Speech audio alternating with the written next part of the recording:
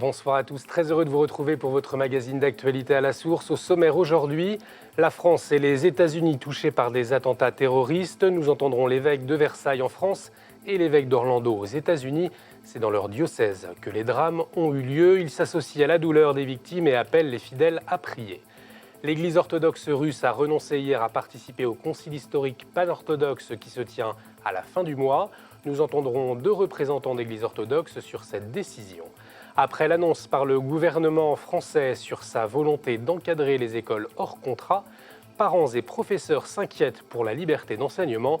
Nous le verrons à l'école Louis et Zélie Martin à Angers. Et puis jeudi prochain, 2 propositions de loi seront débattues en France pour renforcer la lutte contre la gestation pour autrui. Notre invité a été auditionné le 1er juin sur le sujet. Il s'agit de Caroline Roux, déléguée générale adjointe d'Alliance Vita et directrice de Vita International. La lutte contre la gestation pour autrui, où en sommes-nous en France, en Europe et dans le monde? On en parle dans quelques instants. Monseigneur Aumonier, évêque de Versailles, appelle à ne pas se décourager et à œuvrer pour la paix. Après l'acte terroriste d'hier soir à Magnanville, dans le département des Yvelines, un policier et sa compagne, elle-même policier, ont été tués par un homme se réclamant de l'État islamique. L'enfant des victimes, âgé de 3 ans, est sain et sauf, mais sous le choc. Ce matin, l'évêque de Versailles a réagi à ce drame sur le site internet de son diocèse. On regarde. Ce matin, je viens d'apprendre, comme vous tous, le sauvage assassinat de 2 policiers. Je pense à leur enfant, qui a été spectateur de tout cela. Je lui exprime évidemment toute ma compassion. Et en même temps, je voudrais dire aux policiers mon estime pour le travail qu'ils font, pour le courage que cela demande, pour le calme qu'ils démontrent. Et je souhaite qu'ils ne perdent pas l'ardeur et le goût pour leur métier. Nous comptons tous sur eux, bien entendu. Je voudrais profiter aussi de cette circonstance terrible pour nous inviter les uns les autres à ne jamais nous décourager, d'œuvrer pour la paix partout où nous sommes, au plan local, comme sur l'ensemble du pays. Merci. Puis le Conseil du culte musulman, le CFCM, a également condamné dans un communiqué cet acte d'horreur odieux et abject et présente ses sincères condoléances aux familles et aux victimes. L'instance présidée par Anouar Bibej demande aux musulmans de France de mettre à profit le mois sacré du Ramadan pour prier pour que la France vive dans la paix, l'unité et la sécurité. Ce couple a donc été tué car ils étaient policiers. L'aumônier de la communauté chrétienne des policiers de France, le père Chou, prie tout d'abord pour l'enfant des victimes. On l'écoute. Mes pensées, elles vont d'abord à cet enfant de 3 ans qui vient de perdre ses parents et toute la famille de ce couple qui est aujourd'hui dans la peine et qui va rentrer dans un long travail de deuil. Je prie pour que Dieu accompagne les policiers de sa tendresse. Ils en ont besoin. Et qu'ils les soutiennent dans leur mission de gardien de la paix, cette belle mission qui correspond à la 7e béatitude. Je prie aussi pour que la douleur et la révolte devant de tels drames ne soient pas récupérées par ceux et celles qui en profiteraient, bien sûr, c'est terrible, mais pour attiser la haine et pour augmenter les divisions. Et enfin, bien sûr, je prie fort pour que la raison gagne les cœurs et que chacun, dans sa propre responsabilité, travaille à l'apaisement. Ce drame intervient moins de 2 jours après la tuerie d'Orlando aux États-Unis. Dans la nuit de samedi à dimanche, 49 personnes ont été tuées et 53 blessées dans une discothèque fréquentée par la communauté homosexuelle. L'attentat a été perpétré par un Américain d'origine afghane qui s'est réclamé de Daesh. Lundi soir, le diocèse d'Orlando a proposé une veillée interreligieuse de prière dans la cathédrale Saint-James. Juste après le drame, des prêtres, des diacres et des conseillers du diocèse ont rejoint le centre d'aide mis en place par la ville pour aider les victimes et les familles. Nous avons joint par téléphone Monseigneur John Noonan, évêque d'Orlando. A lot of the people there speak Spanish. It was Latin night at the club. So a lot of their families don't speak English. So it was very important for Catholic charities and our Catholic priests who speak Spanish to be there to help the families, to be able to get some information on their loved ones. Sadly, some had to identify the bodies, so we had to help them with all that kind of, and basically to pray with them. Families are still in shock, so now we need to pray with them. We need to give them support to help them. So last night was a moment of prayer, and it was also a moment to bring all the religious communities together in the city of Orlando, all the different denominations, not just Christian, everybody was there. Quelques heures après la fusillade, le pape François a exprimé des sentiments très profonds d'exécration et de condamnation, mais aussi de douleur et de trouble. Nous souhaitons que les causes de cette violence horrible et absurde puissent être déterminées et combattues efficacement et au plus vite, a ajouté le Saint-Siège. Autre information importante du jour, hier l'Église orthodoxe russe a demandé le report du concile panorthodoxe et a annoncé sa non-participation à l'événement prévu en Crète du 19 au 25 juin. Après la défection des églises orthodoxes de Bulgarie, d'Antioche et de Géorgie, le patriarcat de Moscou a estimé que les conditions ne sont plus réunies pour la réussite du concile, comme nous l'a expliqué le hiéromoine Alexandre Signakov, recteur du séminaire russe orthodoxe de France. Cette décision du patriarcat de Moscou, elle intervient à la suite de celle prise par 4 autres églises orthodoxes locales, notamment le patriarcat d'Antioche, ainsi que les patriarcats de Bulgarie et de Serbie et de Géorgie, qui n'ont pas exprimé l'intention de se retirer. La plupart d'entre elles ont souhaité le report de la date du concile, jugeant que le travail de préparation n'était pas achevé définitivement. Ce que je souhaite de tout cœur, c'est que l'expérience de ce concile rapproche les chrétiens orthodoxes et leur donne l'habitude de travailler ensemble, et que les critiques qui ont été exprimées par certaines églises orthodoxes servent à démontrer la nécessité du travail commun. Il est indispensable aujourd'hui que l'ensemble des églises orthodoxes en finissent avec cette existence autonome, indépendante et coupée les unes des autres, et qu'elles apprennent vraiment à annoncer l'évangile du Christ dans notre monde d'aujourd'hui d'une seule voix et d'un seul cœur. Nous avons aussi joint le métropolite orthodoxe de France, Emmanuel. Il est le président du comité de rédaction du message pour le concile panorthodoxe. On l'écoute. Toutes les églises orthodoxes, au mois de janvier, ont pris la décision unanime de convoquer le concile. C'est une décision qui a été aussi signée, ainsi que le règlement du concile, par l'Église de Russie. Donc, ils étaient engagés. Nous regrettons la décision du patriarcat de Moscou. Nous avons commencé ensemble, nous avons travaillé ensemble pendant cette période de 6 mois. Et c'est dommage maintenant, à la dernière minute, de prendre une telle décision. Alors, nous, on continue notre travail. Maintenant, s'il y a des églises qui font marche arrière, ce n'est pas notre problème, c'est leur problème. On l'a compris, le concile se fera quoi qu'il arrive et vous pourrez suivre l'événement sur KTO à partir du 19 juin. Hier, le pape François s'est insurgé face au gaspillage, à l'exploitation de la terre et à une distribution des ressources égoïste et mauvaise.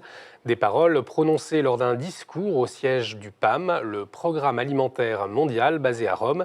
C'est la première fois que le Saint-Père se rendait dans l'agence humanitaire de l'ONU, engagée depuis 1961 dans la lutte contre la faim. On regarde un résumé de cette visite. Embrassade et salut aux enfants dépendants du Programme alimentaire mondial, suivi d'un bref discours sans notes. Voilà comme s'est conclue la première visite d'un souverain pontife au siège romain de la plus importante agence humanitaire mondiale qui s'occupe de la lutte contre la faim. En consignant le discours écrit et préparé en espagnol, le pape François a voulu remercier ceux qui font le travail caché qu'on ne voit pas mais qui rendent possible que tout aille de l'avant. Vous aussi, comme vos témoins, qui sont tombés en service, a-t-il ajouté, avez le courage d'aider en coulisses et de soutenir le courage de vos martyrs. Di fuori nessuno sa come vi chiamate, ma i vostri nomi fanno possibile questo grande lavoro. Personne ne sait comme vous, vous aimez. Et pourtant, vos noms rendent possible ce grand travail de lutte contre la faim. Merci pour ce petit travail, ce petit sacrifice, votre sacrifice caché, petit ou grand, par lequel tant d'enfants peuvent manger, tant de faims sont vaincus. Je vous remercie tant. Tanta fame viene risolta. Vi ringrazio tanto. Dimanche, le pape a présidé la messe du Jubilé des malades et des personnes handicapées, point d'orgue de cette année sainte. De vendredi à dimanche, des milliers de personnes porteuses d'handicaps physiques et mentaux ont été à l'honneur à Rome. Ils ont passé la porte sainte de la basilique Saint-Pierre et ont participé à des catéchèses. Dimanche, lors de la messe célébrée par le pape, place Saint-Pierre, des personnes handicapées ont participé à la liturgie. Dans un monde qui ferme les yeux au handicap, le pape a encouragé à aimer malgré tout. Le cardinal Parolin, secrétaire d'État du Saint-Siège, se rendra mercredi 15 juin en Ukraine pour un voyage de 5 jours. Ce déplacement avait été annoncé le 11 mai dernier. Étant donné la gravité de la situation, avait-il déclaré « Je me rendrai moi-même en Ukraine pour exprimer la solidarité du pape François à ceux qui souffrent ». Le Saint-Père a appelé à plusieurs fois à une résolution du conflit pour une paix durable dans le pays. On vous l'annonçait jeudi dernier, les évêques de France sont inquiets pour la liberté d'enseignement après l'annonce de mesures par le gouvernement sur les écoles hors contrat.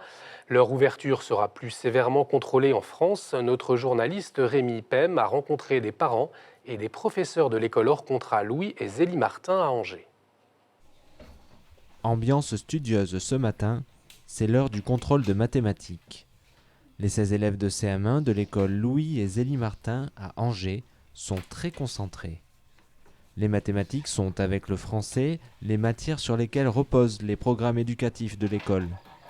Cette liberté pédagogique, c'est une spécificité des écoles hors contrat qui pourrait être mise à mal par les prochaines mesures.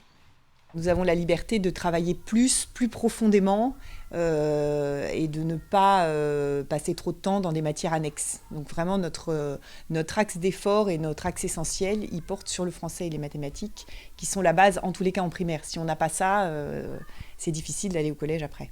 Je comprends qu'on contrôle le fait que nous donnions bien un enseignement minimum. Je pense que l'enseignement minimum y est, mais nous imposer d'autres choses à côté, pour moi, c'est une atteinte à notre liberté, oui. Une atteinte à la liberté d'enseignement, c'est ainsi que de nombreuses écoles hors contrat ont interprété le projet annoncé par la ministre de l'Éducation nationale la semaine dernière. Les mesures annoncées prévoient plus de contrôle en amont de l'ouverture d'une école et sur les enseignements dispensés. On est un peu sceptique, un peu dubitatif, on attend de voir ce que ça va être. Mais si on regarde un petit peu les textes, eh bien, on s'aperçoit que la liberté à laquelle nous tenons, ce pourquoi on s'est un petit peu battu, peu à peu est un peu étouffée. On veut une liberté d'enseignement pour pouvoir donner plus à nos enfants. Pourquoi nous l'enlever ? On ne veut pas donner moins, on veut donner plus, mais est-ce que ça va pouvoir s'harmoniser avec ce qu'ils vont nous demander ? Ça, j'en suis moins sûre. Ce sont au total plus de 50 000 enfants scolarisés dans des écoles hors contrat qui pourraient être concernés par ces changements. 2 nouveaux saints français prochainement canonisés, Salomon Leclerc et Élisabeth de la Trinité. Le premier, éducateur, membre des Frères des écoles chrétiennes, est mort en martyr à la Révolution française. Il avait refusé de prêter le serment de constitution civile du clergé.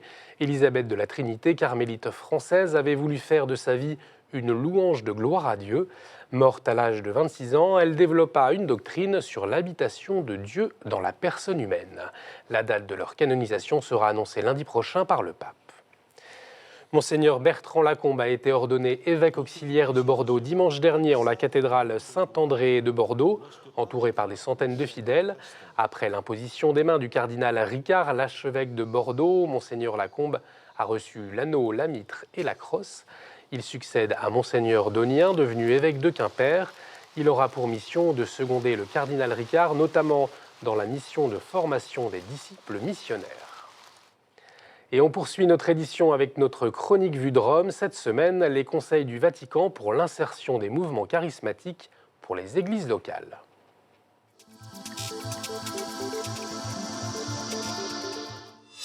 Bonjour, c'est un document un peu imperméable qui a été publié ce matin pour le journaliste que je suis et peut-être aussi pour nombre de fidèles, mais qui a cependant toute son importance. Juvenescit Ecclesia, l'Église rajeunie. C'est le nom de ce long document, fruit d'un long travail de la Congrégation pour la doctrine de la foi et qui entend conseiller les évêques pour une correcte insertion des mouvements charismatiques, des communautés nouvelles aussi, y compris des mouvements de laïcs, des associations de laïcs, dans la vie de l'Église. Cette longue lettre très théologique est donc destinée en premier lieu aux évêques. Approuvée par le pape François, la lettre de la Congrégation pour la doctrine de la foi formule en fait des recommandations pour, ouvrez les guillemets, favoriser une participation fructueuse et ordonnée des nouveaux mouvements charismatiques à la vie des églises locales. Le document traite ainsi du rapport entre les dons hiérarchiques, ce sont ceux qui sont propres aux ministres consacrés, aux ministres ordonnés, les diacres, les prêtres, les évêques, et puis les dons charismatiques qui, eux, sont distribués librement par l'Esprit Saint. Et cette lettre donne donc une série de critères de discernement pour les évêques afin de reconnaître le caractère ecclésial authentique des charismes. Et elle invite les autorités de l'Église et les mouvements au respect mutuel. Alors si à Rome on ne rentre pas dans les détails, on explique seulement qu'il s'agit d'éviter des problèmes intervenus par le passé. Il s'agit que les nouvelles formes de vie consacrée ne soient pas, cela a pu arriver, perçues comme un contre-pouvoir face aux évêques. Tout cela pour favoriser donc l'insertion dans les diocèses, dans nos paroisses, de ces communautés nouvelles qui sont nées un peu avant et juste après le Concile Vatican II et qui sont aujourd'hui, on le sait, arrivées à maturité, appelées donc à une certaine obéissance. Ces communautés sont aussi une source de renouveau pour l'Église. Je vous dis à la semaine prochaine. Merci Antoine-Marie. Tout de suite, notre chronique du monde au Canada et les questions de la tuerie d'Orlando.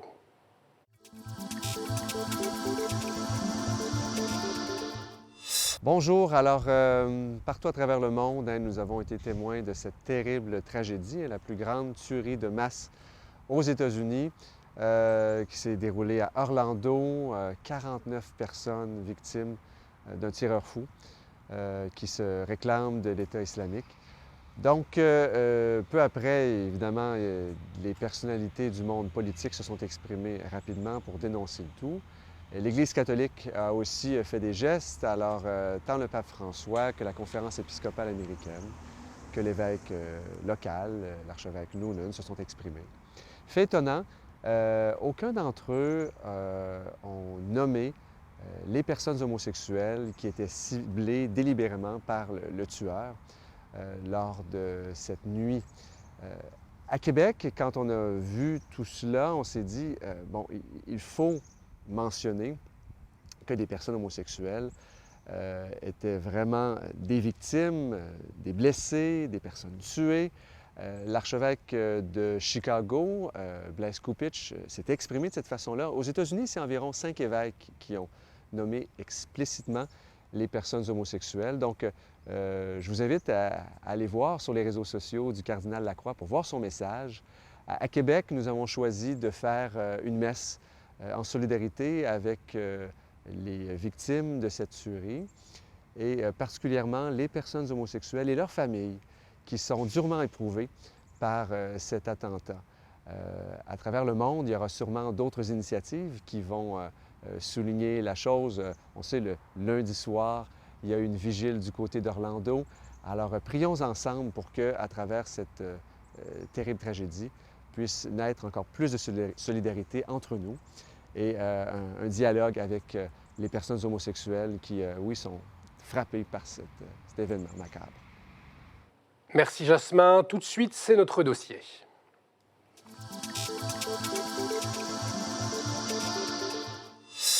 Jeudi prochain, dans l'hémicycle de l'Assemblée nationale, 2 propositions de loi seront débattues pour lutter contre la GPA, la gestation pour autrui. Ces propositions, portées par de nombreux députés, veulent compléter la volonté affichée par le Premier ministre Manuel Valls déjà en 2014. On en parle avec vous, Caroline Roux, bonsoir. Bonsoir. Alors vous êtes déléguée générale adjointe d'Alliance Vita, directrice de Vita International, mais aussi porte-parole du collectif No Maternité Trafic. Alors avant de revenir sur ces propositions de loi, peut-être un rappel, lorsqu'on parle de GPA, de quoi parle-t-on exactement ? Alors, pour bien préciser, à Alliance Vita, nous accompagnons des femmes enceintes et nous sommes témoins combien la grossesse est un moment fondamental pour la vie de la femme et de l'enfant. Et en fait, la GPA, c'est un contrat par lequel une femme va abandonner un enfant pour le remettre à des commanditaires. Donc c'est l'instrumentalisation du corps d'une femme pendant 9 mois, avec tous les risques associés, physiques, psychologiques, et puis la marchandisation de l'enfant qui va être objet de contrat, avec souvent rémunération de la femme et des intermédiaires. Ce qu'on passe sous silence le plus souvent aussi, c'est que ça va être une maternité éclatée qu'on va imposer à l'enfant, avec souvent une donneuse d'ovocytes, puis la mère porteuse, puis la demandeuse, qui va être l'éducatrice, voire pas de relation maternelle du tout quand les demandeurs sont des hommes. Donc il s'agit d'une maltraitance originelle qui ne pourra jamais être réparée. Et il y a une confusion pour l'enfant, à la fois biologique, mais aussi dans la filiation. Et d'où notre demande, nous, d'interdire ce type de pratique. On est bien d'accord, c'est interdit en France. Les 2 propositions de loi jeudi prochain, c'est pour renforcer la lutte contre la GPA. C'est quoi exactement en quelques mots? Alors l'une, c'est pour mettre l'indisponibilité du corps humain qui est reconnu dans nos lois, mais de le mettre dans la Constitution. Et puis l'autre, c'est pour faire de la GPA un délit spécial. Et puis demander au gouvernement qu'il fasse des propositions fortes en matière internationale pour lutter contre la GPA. Je vous propose d'écouter maintenant Valérie Boyer et Dominique Potier, 2 députés qui vont débattre jeudi prochain sur ces propositions. On les écoute. La GPA, ce n'est ni plus ni moins qu'une cession totale ou partielle d'un corps et ensuite d'un être humain qui est conçu pour être vendu. Ce business de l'enfant peut être infini parce qu'on a une matière première, les femmes, et les femmes pauvres, et les femmes de couleur, et toutes les femmes pauvres. Et on a en plus un produit qui va être l'enfant, le produit qui est convoité. Donc c'est vraiment l'instrumentalisation totale et la négation de ce qui fait de nous des hommes et des femmes. Il ne suffit pas de dire qu'on est contre. Il faut agir. Manuel Valls n'est pas le commentateur. On ne lui demande pas son opinion, on lui demande des actes. Et il n'y a aucun acte pour lutter efficacement contre la GPA en France. Il y a globalement une difficulté à gauche à penser à nouveau les limites. Pendant quelques décennies, la gauche a été marquée par la transgression des interdits. Et c'est ce discernement qu'il nous faut avoir. Poser des limites, que ce soit sur le plan de la dignité humaine ou du respect du bien commun, doit devenir pour la gauche un réflexe naturel, un mouvement naturel. Au nom de la vie, au nom de la justice, au nom de la dignité humaine, au nom de nos communs, nous devons, c'est le principe même du législateur, c'est le principe même de la loi, poser des limites. Alors Caroline Roux, on vient d'entendre 2 idées, celle de Valérie Boyer qui dit que Manuel Valls est contre la GPA mais il ne fait rien, et puis Dominique Potier, PS, qui lui dit que son camp a du mal avec les limites. Votre réaction par rapport à ce qu'on vient d'entendre? Ce qu'on constate, nous, c'est que les mesures de dissuasion pour l'interdiction de la GPA, et qu'il n'y ait pas de GPA, progressivement sont éliminées. D'abord, il y a des sociétés qui viennent sur notre sol français pour faire de la publicité, et il y a eu des recours d'associations pour les condamner, et en fait, il y a eu des non-lieux, et ça n'a pas été poursuivi. Donc déjà, il y a des choses qui ne sont pas assez faites fortement. Et puis, il y a eu la circulaire dite Taubira, puis ensuite le non-recours de la France pour faire appel de la décision de la Cour européenne des droits de l'homme qui condamnait la France qui n'avait pas transposé des actes de naissance d'enfants nés par GPA à l'étranger. Et là, il y a un glissement, sachant qu'il y a eu des mensonges qui ont été dits. Quand on a dit que ces enfants étaient des fantômes de la République, en fait, c'est pas vrai. Ces enfants, la France reconnaît les actes de filiation qui ont été établis à l'étranger, mais au nom de la fraude à la loi, ne les retranscrit pas dans les registres français. Mais toutes les personnes qui ont fait des recours à la Cour européenne des droits de l'homme ont dit que ça ne les avait pas gênés vraiment dans l'éducation des enfants. Donc nous sommes préoccupés de voir toutes ces mesures qui tentent à faciliter la GPA sur notre territoire et finalement s'infiltrer ce marché de la procréation. Et c'est inquiétant, parce que ça veut dire que la France est en train de quitter ses fondements éthiques, et c'est un sujet qui devrait justement transcender, je dirais, le clivage droite-gauche et apporter l'assentiment de toutes les personnes qui sont favorables aux droits des enfants et à la protection des femmes aussi. Vous avez été entendu le 1er juin justement par l'Assemblée nationale sur le sujet, c'est ce que vous leur avez dit ? Oui, donc voilà, d'une part, ces glissements, une forme d'hypocrisie qui est en train de s'installer en France. Et puis, il y a un débat aussi autour, est-ce que la GPA pourrait être éthique ? S'il y a consentement ou pas. Et donc, il n'y a pas de GPA qui pourrait être éthique, parce que c'est l'instrumentalisation du corps d'une femme, et voilà, c'est interdit, et puis c'est la marchandisation de l'enfant. Mais c'est qui est consentement ou pas, qui est rémunération ou pas, un enfant ne peut pas être donné, un enfant ne peut pas être cédé. Alors votre action, vos paroles, elles sont entendues puisque le Conseil de l'Europe a reconnu admissible la pétition du collectif No Maternité Trafic, dont vous êtes porte-parole. Alors de quoi il s'agit ? Alors c'est un collectif d'associations françaises et étrangères qui s'est créé il y a un peu plus d'1 an, et nous avons lancé un appel auprès de citoyens européens pour l'interdiction universelle de la GPA, et qui a recueilli déjà 100 000 signatures qui ont été remises au Conseil de l'Europe, qui a validé cette pétition et qui l'a transmis à la commission ad hoc qui est des affaires sociales, qui a été saisie il y a quelque temps d'un rapport sur les GPA et les droits de l'homme. Alors ceci dit, c'était important de le faire parce que justement le rapport qui est en train d'être fait au Conseil de l'Europe est très controversé. Il a été confié à une femme qui est sénatrice belge, qui est gynécologue et qui pratique la GPA elle-même dans son pays, là où c'est pas autorisé, mais en tout cas admis. Et donc nous sommes très préoccupés. Il a été rejeté une première fois. Et il y a un autre rapport qui va être présenté le 22 juin prochain à Strasbourg. Et nous sommes extrêmement mobilisés avec No Maternity Trafic pour obtenir que vraiment il y ait une condamnation de la GPA de manière universelle. Merci beaucoup Caroline Roux d'avoir accepté notre invitation. Merci à vous de nous avoir suivis. Cette émission est à revoir sur notre site www.ktotv.com. Bonne fin de semaine, à jeudi, excellente soirée sur KTO.